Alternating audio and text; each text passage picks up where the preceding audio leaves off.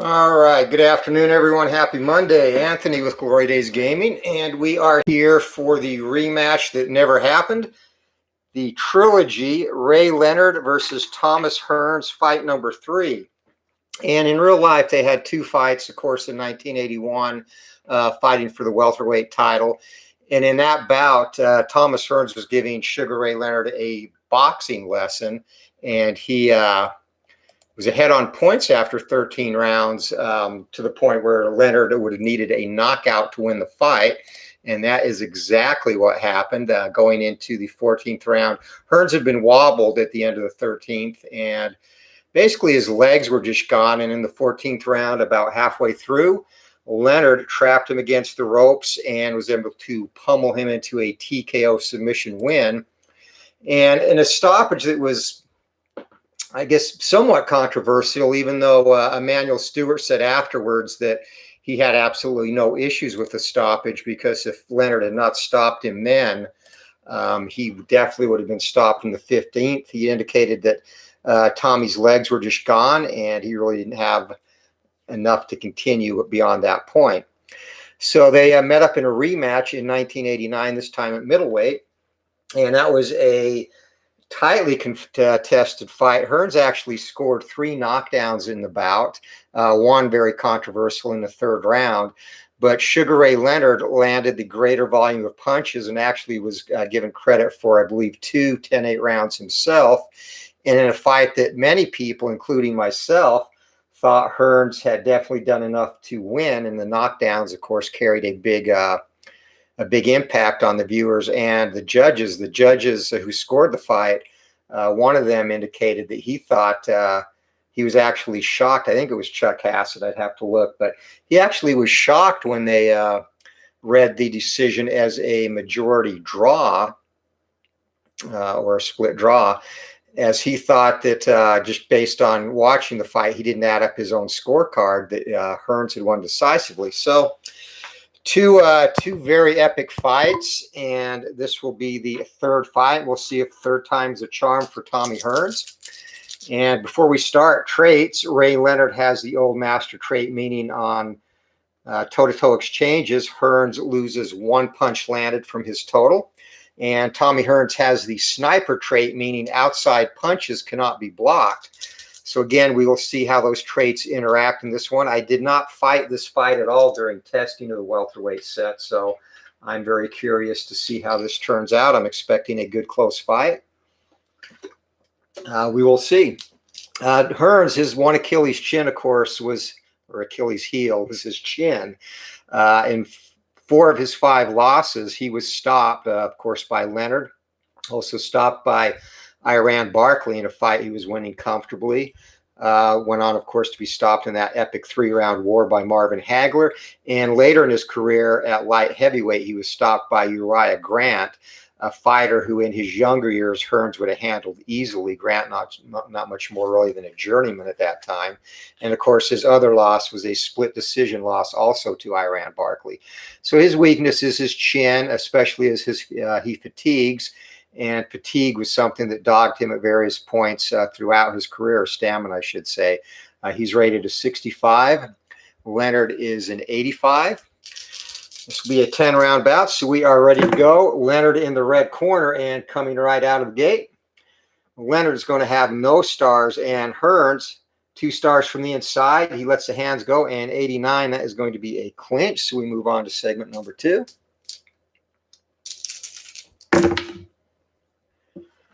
And Leonard, 3 stars from the outside. He's going to have control from the outside. 94, that's going to be another clinch. So this fight definitely not getting off to an exciting start. Now, Red Sox fan, just in time. Fight just starting. Welcome, my friend. Hearns and Leonard, 3. From the outside, Leonard again in control. And this time he is going to land punches. 43. It's going to be a 2-punch combination landing. And Hearns, possible cut. Hearns, 15. No cut there. 2 minutes to go in the opening stanza. And we gave a little recap of the first 2 bouts they fought before this one started, Al, and the controversy, especially in the 2nd fight. So it's going to be a toe-to-toe exchange from the inside. And again, Leonard with the old master trait, 95. That's going to be a potential foul. 14 is above Leonard's foul rating, but he gets credit for a single punch landed. Now it's Hearns' time to let the hands go, and 34, remember the old master trait, Hearns will have 1 subtracted. So double jab and across, 3 punches land, reduced to 2. Minute 40 seconds to go in the opening round, and Hearns in control from the inside, lets the hands go in tight. 33, double jab, blazing cross, 3 punches land. So Leonard getting outboxed here through this exchange, as happened in the majority of their first 2 fights. And interesting, in their second fight, Leonard landed and threw almost twice as many power punches as Hearns, and Hearns landed a significant higher number of jabs in that fight. And people really do not truly appreciate how good Hearns was as a pure boxer. Forget the right hand, the man could box as well. But back to the fight from the inside, Leonard, and he lets the hands go. 3 punches land there, and our first defensive check of the fight. And Hearns takes all of those. Minute to go in the opening round. The setup doesn't work as well as I would like for boxing. So from the inside, Leonard 2 stars and Hearns 2 stars from the inside. Toe-to-toe they go. Hearns first, 62. Hearns is going to miss, would have been a possible cut. And Leonard now lets the hands go. From the inside as well, 33, and 3 more punches get through for Sugar Ray. 40 seconds to go in the opening round. And again, Hearns from the inside in control, 16. Really lets the hands go now. Jackhammer combinations land. 4 punches land.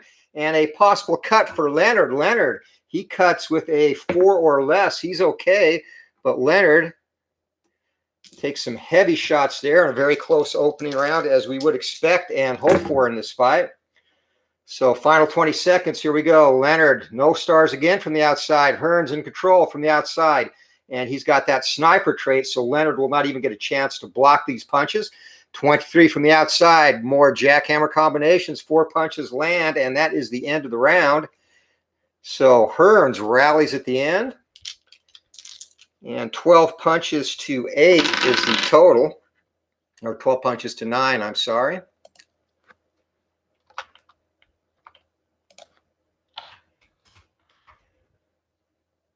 So for stamina, that is going to take Hearns down to a 56. I'm scoring this on my computer.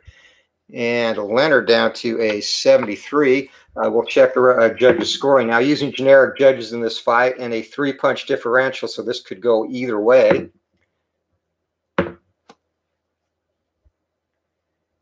And already we have some interesting scoring in this one. These 2 guys, it just wouldn't be a fight for them if there wasn't some controversy. So we're ready to go for round number 2. And we will see if the rounds stay close. I'm expecting they will for the most part. So from the inside, Sugar Ray, 2 stars, and 2 stars for Tommy. They're going to go toe-to-toe. And Hearns with momentum coming into this round. That's going to be a clinch. However, segment ends. No punches landed there. 2 stars, or 2 for each, and 3 stars. Leonard in control from the outside. And 47 from the outside. That's going to be a 2-punch salvo.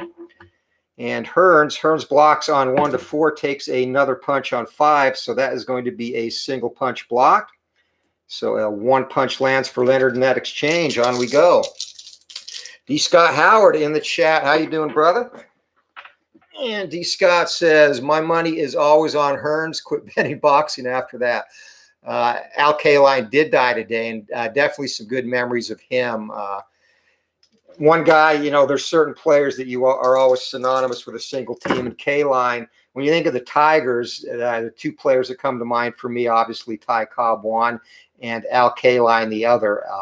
Both great players, and Kaline was a staple of some very solid Tiger teams in the late 60s, early 70s. So back to our fight. 2 stars from the outside and 2 stars from the inside. They are going to go toe-to-toe from the inside. Leonard first, and he is going to miss. So Hearns looking to get punches off, and again, he'll have 1 subtracted due to Leonard's old master trait, and that will be a single punch land. I'm sorry, 2 punches land from the outside with the deduction. 2 minutes to go in round number 2, and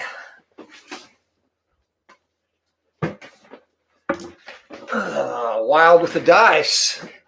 4s for both men, and it is going to be 3 stars for Hearns from the outside. He's in control, 47, and that is going to be 2 punches land and a possible knockdown. So our first possible knockdown of the fight, 2 punches land for Hearns. Sugar Ray's chin, it is a 2, 5 to get hurt, shakes that off, no problem. And he did take some bombs in that welterweight fight. The middleweight fight, of course, again, he was down, well, some people only say twice, but he was credited going down 3 times. The 3rd round knockdown was somewhat controversial. 2 stars on the inside. Leonard in control. Lets the hands go, and that is a big 4-punch combination. Hearns looking to apply some defense. 14, can't do it. Minute 20 seconds to go in the 2nd round. And again, this round is starting off very close. 5 stars or 1 star for Leonard on a 5, and no stars for Hearns from the inside. Leonard in control again. 58, and that is going to be a miss. Hearns, our first counter opportunity to the fight. And Tommy racks him with 2 big punches, countering well with a jab and a cross.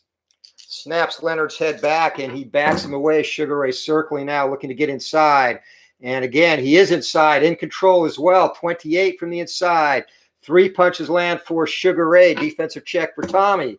And Tommy takes them all. 40 seconds to go in the 2nd round. So the crowd on their feet, imploring the fighters for some action. And also imploring me to keep the damn dice in the tray. So 2 stars for Leonard, and he's in control. That's going to be a miss. Hearns looking to counter, and Hearns does not counter. 20 seconds to go in the stanza. Fighters reset. Hearns feinting from the outside. And 1 star for Leonard, 3 stars for Hearns. He is in control, but 82, that is going to be a big miss. And Leonard now looking to counter. He misses, and that is the round. So kind of a cautious round in that one.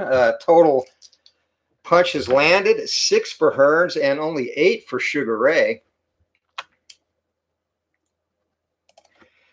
So another very close round, however, and stamina-wise, both fighters in good shape. 48 left for Tommy, 67 for Sugar Ray. And we will see what the judges think. Another very close 2-punch difference there, and scoring is going to be all over the place in this one.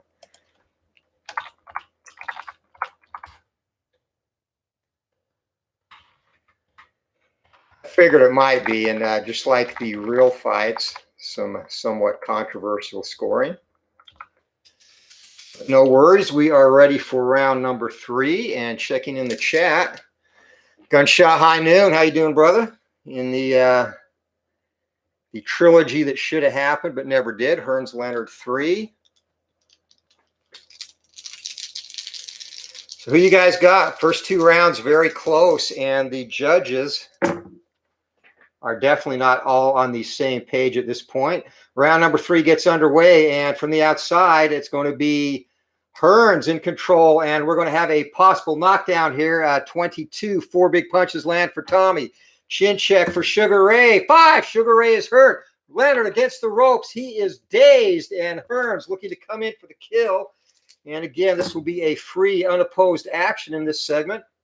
And we're going to have another possible knockdown. This is from the outside again, and 23, letting the hands go. 4 more punches get in. So first we will check the knockdown, and then a will check. Knockdown, he is okay there. Will check for Sugar Ray, and his will at this point, fresh, is a 3, and it's over! That quick, Tommy Hearns, 3rd round. Jack Sugar Ray against the ropes. Goes in for the kill, not letting this go to the judge's card. The fight is over. 3rd round TKO. Thomas, the Hitman Hearns, has stopped Sugar Ray Leonard as referee Mills Lane wraps his arms around Leonard and waves the fight off, and the ending came out of nowhere. So 2 segments in, round number 3. The end comes at the 23-second mark. Hearns has his revenge. TKO 3 in the rubber match. So the series now stands, I guess not really a rubber match, series stands at 1 win apiece and a draw. So each fighter stopping the other one, and a 12-round draw. Tommy Hearns turning on the power, and Sugar Ray was helpless, hammered into submission along the ropes. So Philip Reynolds just joining at the end. Started out slow in this one, Philip, but definitely an explosive ending as Hearns uncorked the right hand in round number 3. So going into the final round,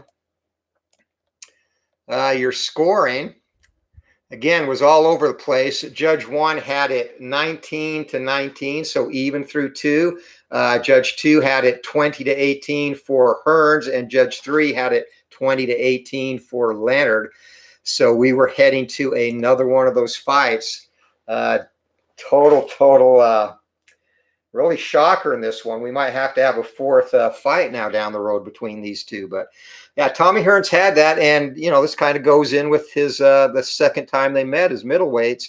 Hearns had Leonard down in the 3rd round in that fight. It was a controversial knockdown, but unable to finish him. He had him down twice more in that bout, and Leonard always had tremendous heart. He would always get back up to keep fighting, and this time the referee did not give him a choice, so that's it. And D. Scott, I know big Hearns fan, so D. Scott Howard is happy at that result. I did see that fight, Philip, the Mayweather Robinson fight. That was kind of a shocker too, and Mayweather just does not get caught like that. So his Mayweather is one of the interesting guys in this welterweight set. He was I actually added a trait to the game, the sprinter trait, meaning on toe-to-toe exchanges from the outside, punches. Neither fighter can land a punch, basically, and up until the welterweight set, that was really a trait that wasn't applicable to anybody. So it was something I had in mind for him, but he is the first fighter in the game to get the trait, and that kind of plays into his sometimes overly cautious style, especially at welterweight. And Bobby, long time, how you doing? Hope you are well and staying safe. But yeah, Mayweather as a lightweight really was a little bit more aggressive, or quite a bit more aggressive than he was at the higher weight at welter. But welter definitely did not always want to engage, and a lot of people criticize him for that. But if you really watch his fights, that was the subtlety of Floyd Mayweather and what makes him great. His ability to anticipate and really absorb and just move enough to get out of the way of punches. It's something that few fighters really have done like he does. And Ken Castro, I don't know if you got here late, but this was over early. Again, we'll give you a really quick recap. First 2 rounds, very, very close. In fact, the 3 judges through 2 rounds each gave 1 round to the fighters, and the third had it even. And not a lot of punches landed. 12-9 punches Hearns in the first, 8-6 Leonard in the second. Tommy came out in the first segment of round number 3, rocked Sugar Ray, put him on backed him up against the ropes, moved in for the kill, and landed an unabated assault, which caused Mill Lanes to stop it. So that is how it went. So what fights you guys in the welterweight, what fights would you guys like to see? One that I'm really looking at, Sugar Ray Robinson. Battle of the Sugar Rays is always an intriguing matchup. Another one at middleweight that I want to do is Hagler and Sugar Ray Robinson.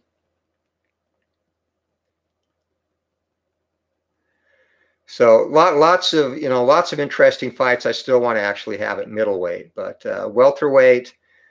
These two, I'm going to actually make, in a subsequent set, I'll make a Roberto Duran welterweight card. I don't have him carded for the initial welterweight release, but we'll look at doing that down the road and getting that out as well. The next fighter release for Glory Days Boxing actually is going to be 100 additional heavyweights. And in the heavyweight set, right now, it is missing, the set that comes with the base game is missing 2 champions, Jess Willard and Jack Sharkey, so they'll definitely be included in there. And there's a lot of really solid fighters through the 60s and 70s and even into the 80s that just didn't get that time in the spotlight, because in the 60s, you had fighters like Liston, and then, of course, Muhammad Ali, George Foreman, Frazier and Ali again in the 70s, kind of taking the spotlight. So there's going to be some good fighters in that set. Francisco Damiani did make the second set. In fact, let me bring up the list real quick, Al.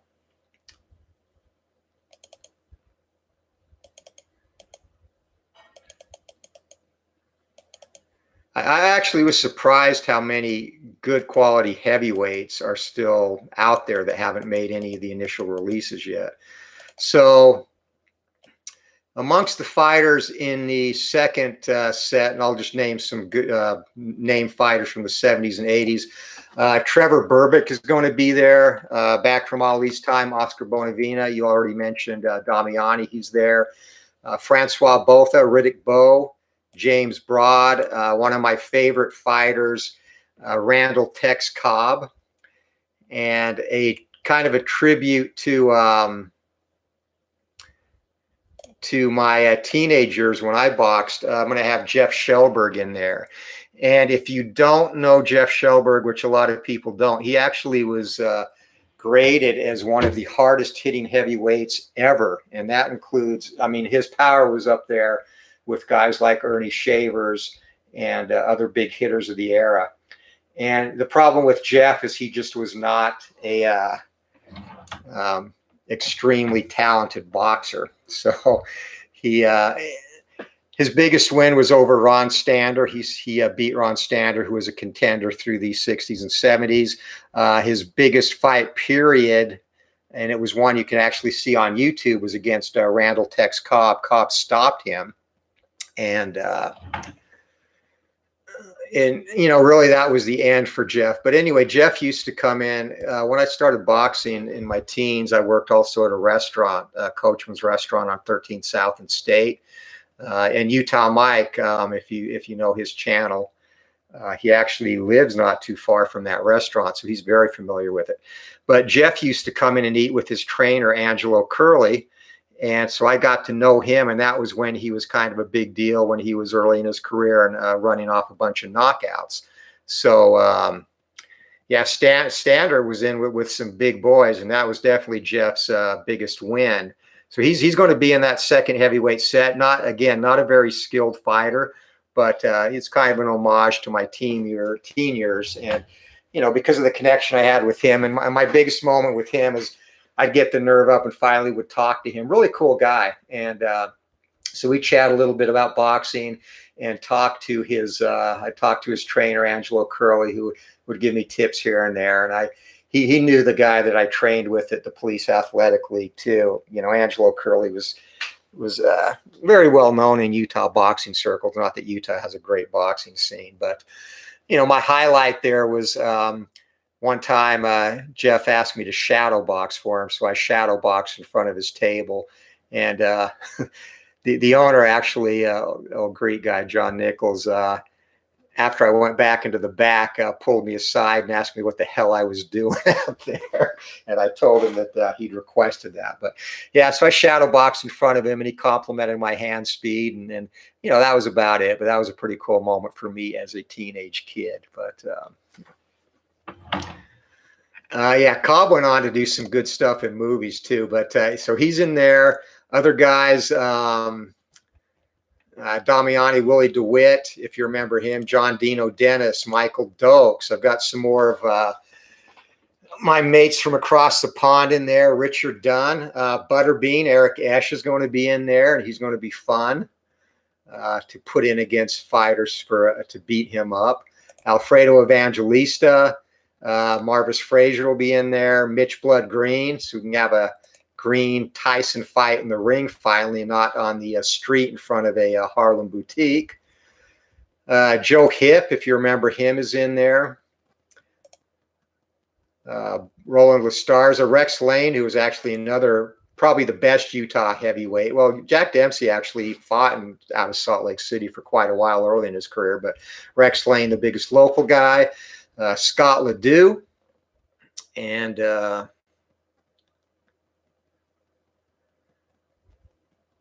Apichatto, welcome, buddy. We're just kind of wrapping now the fight. Hearns 3 did not go, ended in the third round with Thomas scoring a TKO.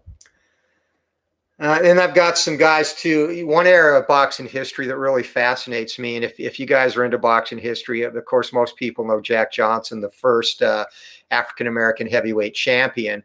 And if you really want to read a good boxing book, I would recommend totally Unforgivable Blackness. And you can also get the DVD, and I'm sure you can find it on YouTube at this point as well. Great documentary about Johnson's life, but kind of a tribute to that era. I've added some of the quote unquote great white hopes of that era.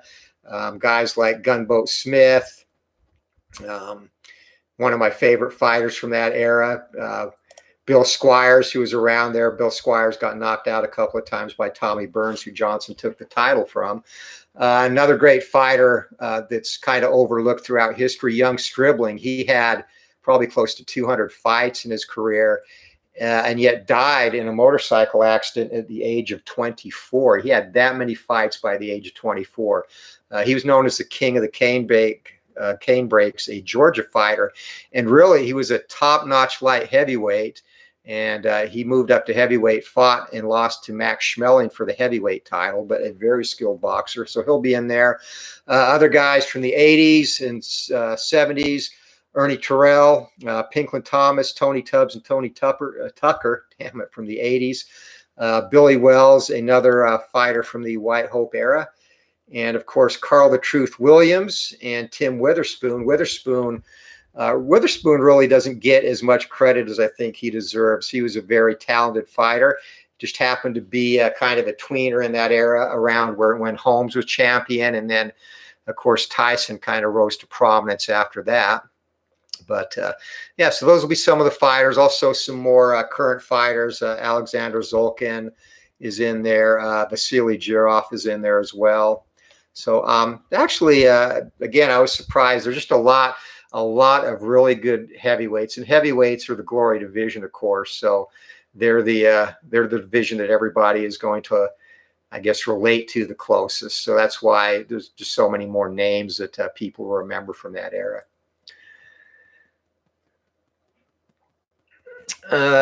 Tabletop, yeah, we got so on the second set, some guys that fought or that all either fought or were around in his era. Bonavina is going to be in there.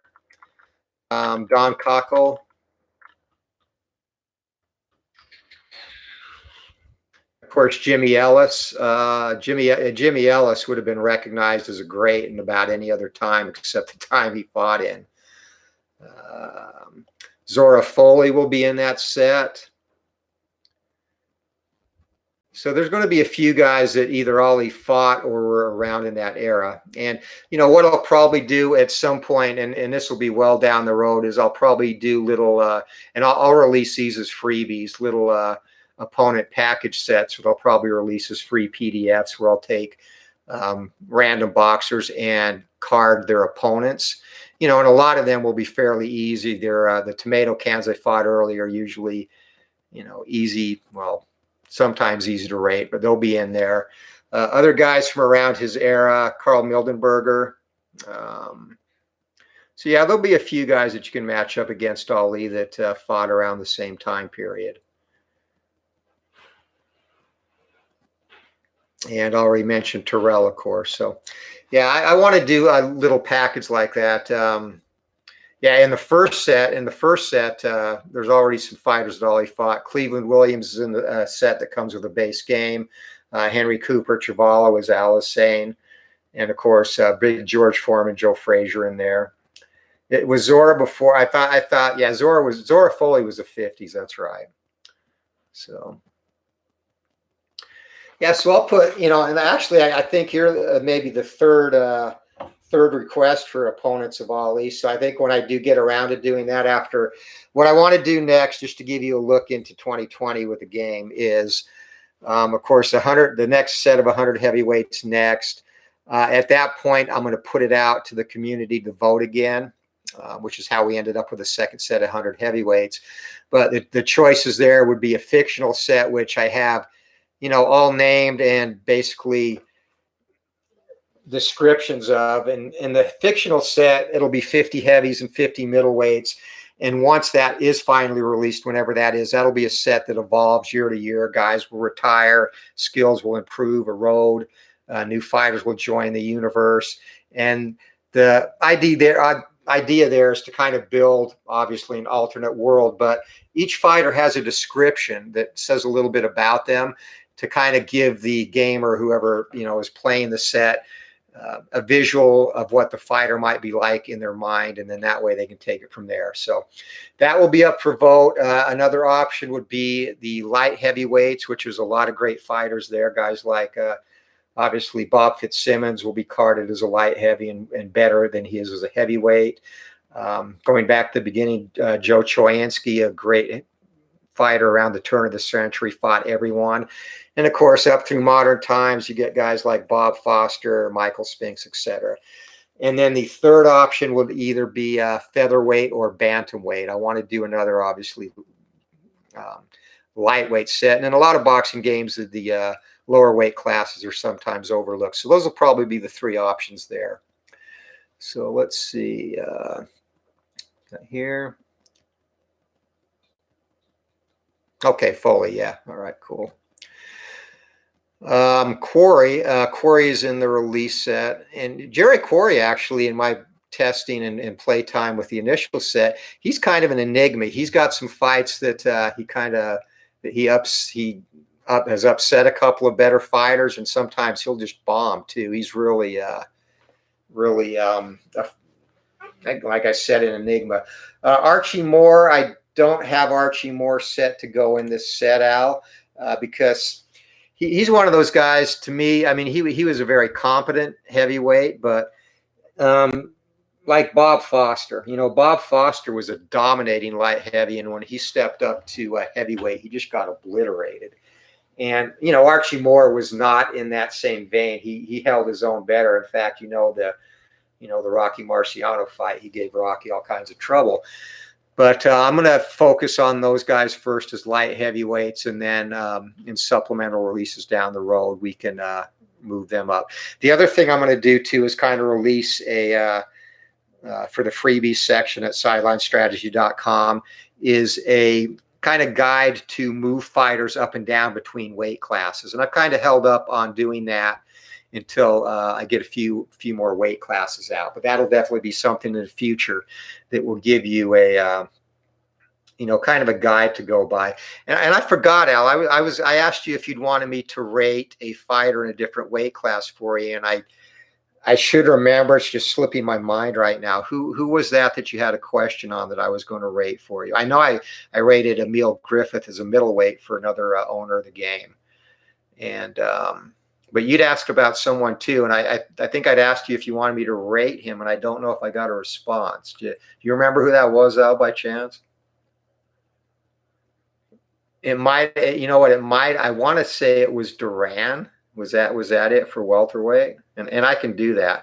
That's the other thing. If you own the game, guys, and obviously I can't go crazy rating 15 or 20 guys you want to see added or moved up from weight classes. But say if you have a fighter that was a favorite that's not in the game, shoot me an email, and that's glorydaysgames19@yahoo.com. Shoot me an email, and if you have like a single fighter that was just your favorite that's not in the game, I'll rate him and send him to you on a PDF. Even one or two. So yeah, that was Duran. So I'll rate.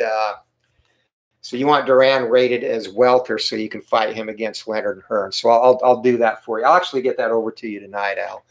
Do a quick re-rate of Roberto. So yeah, and that goes for anyone. Like I said, the thing is, this is a labor of love. This game, it's not a business for me. It's just something I do to because I love the sport. So if you own the game and want a fighter that's a favorite of yours not included, shoot me an email. I'll be happy to do it. So I'll get you Duran later, Al.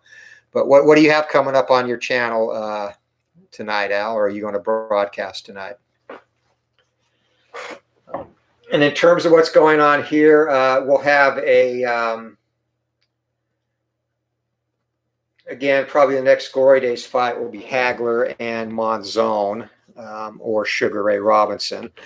And then we also have our 1980 Inside Pitch replay going. I'm playing that offline, but I'll throw in games. It's an American League 1980 replay.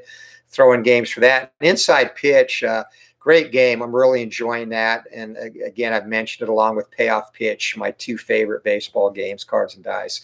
And I'll also do a more thorough. I did a review of Inside Pitch a few weeks back, and Payoff Pitch I really haven't done an in-depth review of. So, I work with Joe at Sideline Strategy, and I don't like the game just because he carries my boxing game for me. I enjoyed the game long before Glory Days Boxing was finished or completely designed. So I'm going to do a thorough and in-depth review of Payoff Pitch Baseball as well, with the different ways you can play that. Great game, a lot of flexibility. And also have to finish up the Fergie Jenkins 1969 Payoff Pitch replay. So he's got, I believe, 5 starts left in that one. So we'll get that buttoned up over the next month or so with all this lockdown stuff going on. That is what's been really crazy for me. I've worked from home for 10 plus years, so I thought it would be a piece of cake. And when did you order your game, Tabletop Time Portal? I've got a couple going out tomorrow, and I shipped I think 1 or 2 last Thursday or Friday. That should be delivered tomorrow if you ordered it then. But but working from home, I thought, this will be a piece of cake, but I never realized. Okay, so you should have that. You should have that at latest by tomorrow, I would think. I'll go on and look at that and check. That actually probably should have been there already, because usually the longest for the games to go out, and if you ordered last Tuesday and I filled it Tuesday, it would have gone out either Wednesday or Thursday at the latest. So if it went out Thursday, it'll definitely be there tomorrow. But I never realized how much I leave the house when I'm not working. So that's been crazy for me, because it's not the fact that I now have to work at home. I'm used to that and I enjoy it. It's that I'm appreciating the freedom of going places. And, we try and be safe, because Candy, my wife's parents, are both in poor health, and obviously they're up in years, both 80 plus. And of course, we have our 5 grandkids that we want to make sure we keep safe too. So we are doing our best. The only places I'm going right now are to physical therapy for my shoulder, which is still going on, and to the store, and that's about it. And we're fortunate we have our backyard set up pretty nice, and that's kind of where I'm spending my time now. But it's a little bit crazy, but we will get through this, and I'm going to sign off now. So, hey, thanks for everyone that stopped in. And again, check out these great channels. Philip Reynolds, he's playing some Glory Days Boxing. Al, Red Sox fan. A lot of Cards and Dice baseball, and currently one of the big baseball game on Al's channel is Pine Tar Baseball, and actually learning a lot about that game. And I'll check, and I'll also check on your order tabletop. That should be there tomorrow. And like I said, if you want a heavyweight or 2 or whatever added, shoot me an email. Al will get you Duran later. So thanks everyone for watching. And one more thing for friends of the community, check out Rob exclamation points channel. He's doing a real cool thing with this COVID lockdown. He's raffling off, I guess it's kind of a lotto ticket type thing, where it's basically a 50-50 raffle. You have a chance to buy squares, and you'll get half the money, and he'll reserve half the money for somebody that's a part of his part of the community, subscribes to his channel, that might need just a little bit of extra cash. And again, it's a little bit, but every little bit helps in times like these, and super cool of Rob to do that. So definitely, if you haven't subscribed to his channel, give him a sub and a thumbs up. Great guy doing great things for the community. So until next time, thanks again for checking in, and hope you enjoyed this fight. Wild one. To wrap it up, Tommy Hearns finally gets his revenge. 3rd round stoppage of Sugar Ray via TKO. No knockdowns in the fight, but Tommy Leonard blasted him out against the ropes. So until next time, guys, Appreciate you stopping by. Thanks for the support of the game and the channel, and keep rolling for the knockout, rolling for the fences. Whatever game you play, just keep rolling. We'll see you. Be safe. Have a great night.